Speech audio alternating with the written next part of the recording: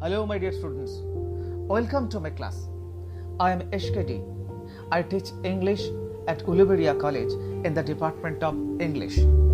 Today, I shall be considering CC 10, which is in the undergraduate syllabus under CBCS. More particularly, I shall be talking about a poem, My Last Duchess, written by Robert Browning.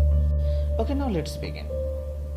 My Last Duchess was first published in 1842 in the third volume of Bells and Pomegranates under dramatic lyrics. In the rearrangement of poems in 1863, the poem was put under dramatic romances. The poem was originally entitled Italy.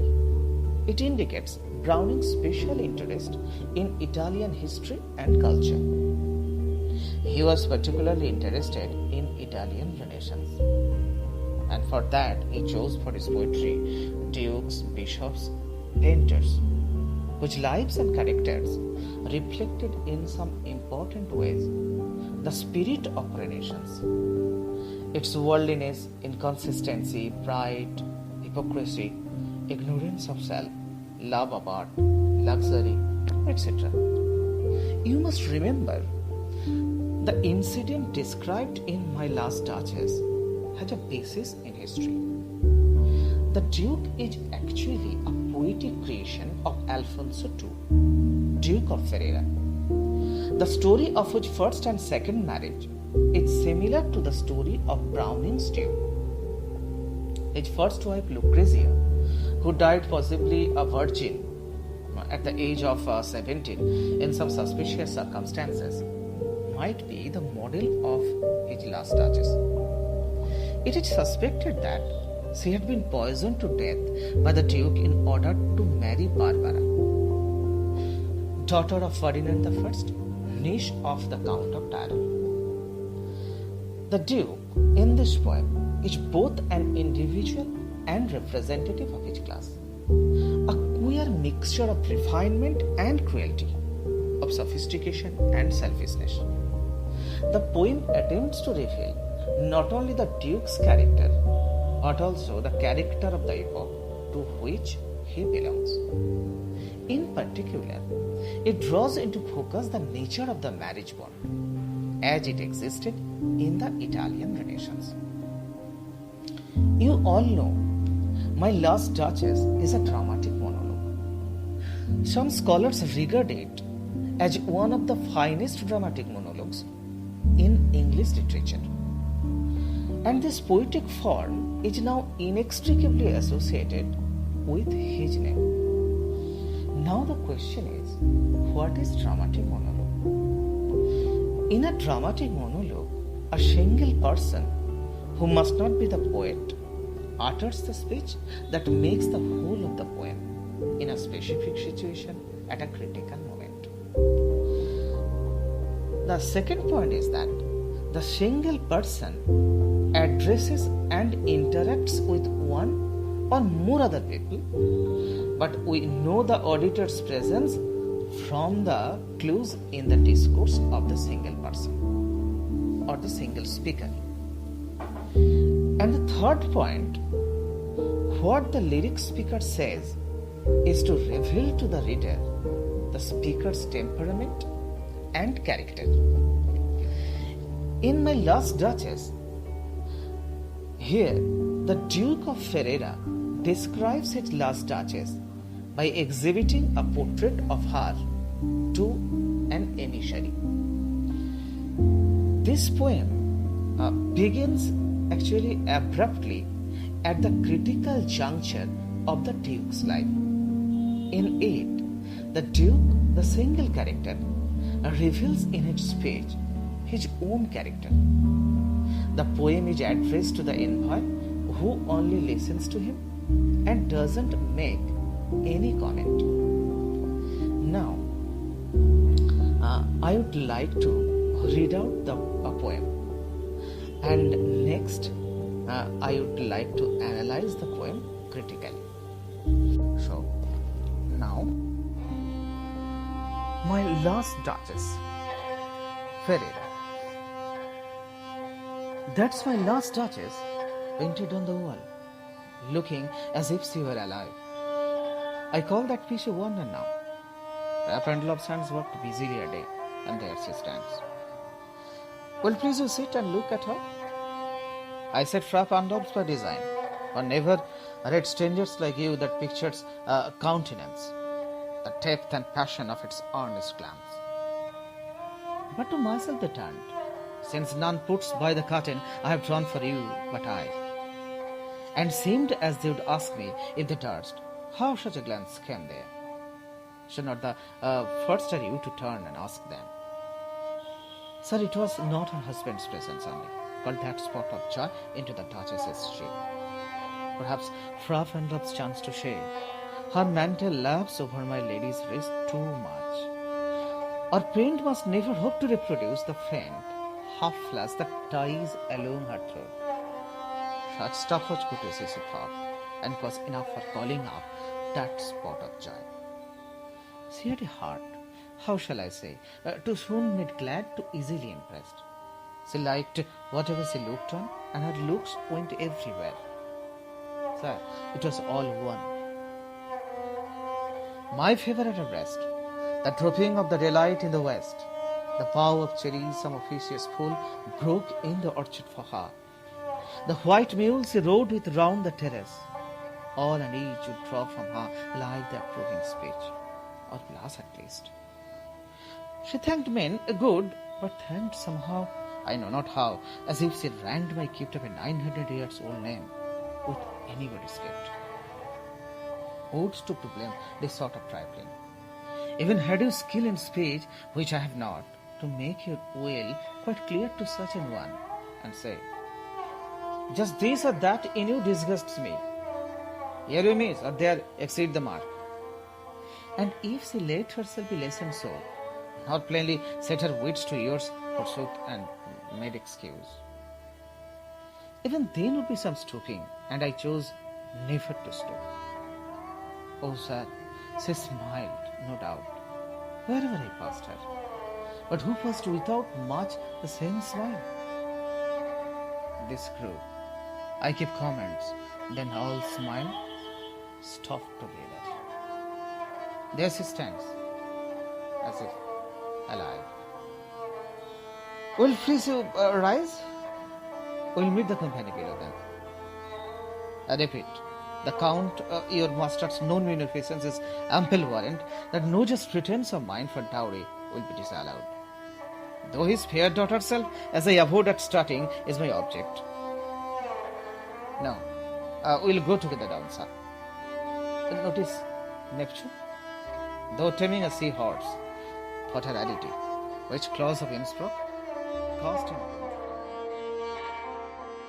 As the poem opens, we find the Duke talking to the Inver and showing to him the portrait of his last Duchess, painted by Fra Pandolf. The focal point of the picture is the spot of joy on the lady's cheek, which holds the key to the character of the Duchess, as well as it gives us an opportunity to delve into the character of the Duke. Then, the Duke assumes that his auditor would like to ask how that spot of joy came into the Duchess's cheek. The Duke begins to explain the cause and consequence of the lady's characteristic blush. It might have been caused, the Duke says, by some casual remark of the artist. He gives example. Her mantle laps over my lady's wrist too much, or paint must never hope to reproduce the faint half flash that dies alone her throat. The Duchess, in fact, was such a tender-hearted lady that even the slightest show of courtesy was enough to make her smile and blush.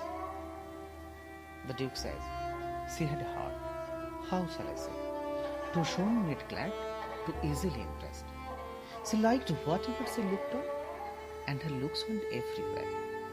Normally, to all of us, this would be regarded a virtue, or a symbol of the lady's innate goodness and generosity. But the Duke, with his excessive ego, and a fiercely possessive nature would not tolerate a wife who would look everywhere and smile on everyone. He acknowledges that the Duchess loved him and smiled to him whenever he passed, but then who passed without much the same smile? This is the problem of the Duke.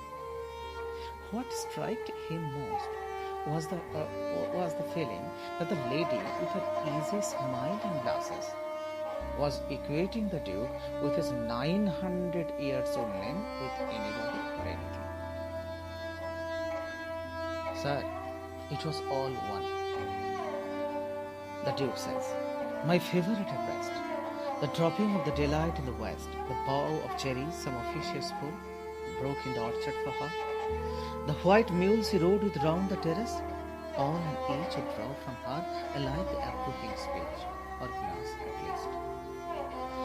The Duke evokes the same response from the lady, as a sunset scene, an officious pool, or the white mule did from her.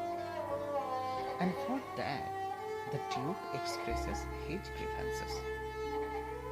Though the Duke unjustly treated by the Duchess, he is too large-hearted to blame her for such trivial flaws. Who stood to blame this sort of trifling? The Duke says. This is immediately followed by the admission that he is a poor rhetorician, lacking skill in speech, that the readers can easily understand what he means to say. The careful and calculated phrasing of his speech proves that he is in fact a clever conversationalist, who is merely trying to create an impression of modesty and humility. Actually, what makes the Duke keep himself to himself is not his inability to express himself effectively, but his pride and haughtiness, his egomania, which will not let him stoop. Duke says, I choose never to stoop. Actually, family pride and social status forbid the Duke to meet his wife on equal terms and engage her in a sincere heart-to-heart dialogue. Out of his jealousy and possessiveness, then the Duke decides to silence once and for all the lady and her smiles.